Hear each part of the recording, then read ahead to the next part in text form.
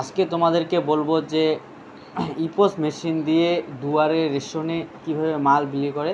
যাদের EPOS machine মানে ব্যবহার করতে সমস্যা হয় তারা এই ভিডিওটা গুরুত্বপূর্ণ। আপনারা প্রথমেই মেশিন ওপেন করার পরেই লগ ইন পিডিএসে ক্লিক করার পরেই লগ ইন অপশন আসবে। আপনি এখানে আপনার যে কোনো যে ডিলারের আন্ডারে কাজ করেন তার আইডি এখানে দিয়ে দেবেন। আইডি এখানে দেওয়ার পরে লগ ইন অপশনে ক্লিক করবেন। লগ ইন অপশনে ক্লিক করার পর পরের স্টেপে আপনাদের রিডাইরেক্ট করে দেবে, সেখানে আপনারা চলে যাবেন।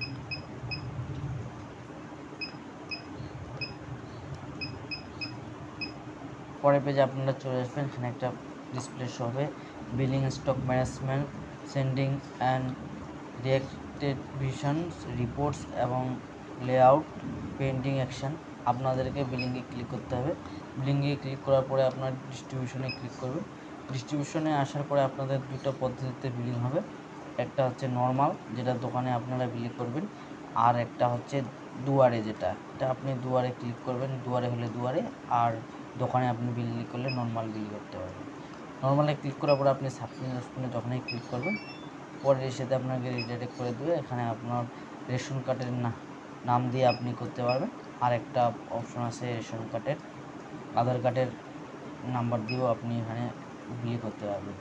তো এখানে আবার আপনার প্রসেস আছে দুইটা, একটা এনএফএসএ আর একটা স্টেট গভর্নমেন্ট।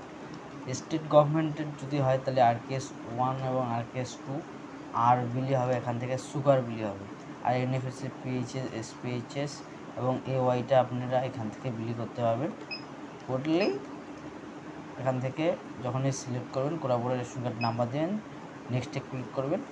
আপনার সেখান থেকে ফ্যামিলি নাম শো হবে, যেই ফ্যামিলি যে আসছে ফ্যামিলি মেম্বার তার নামটা সিলেক্ট করে সামনেলেই আপনার মাল বিলি হয়ে যাবে।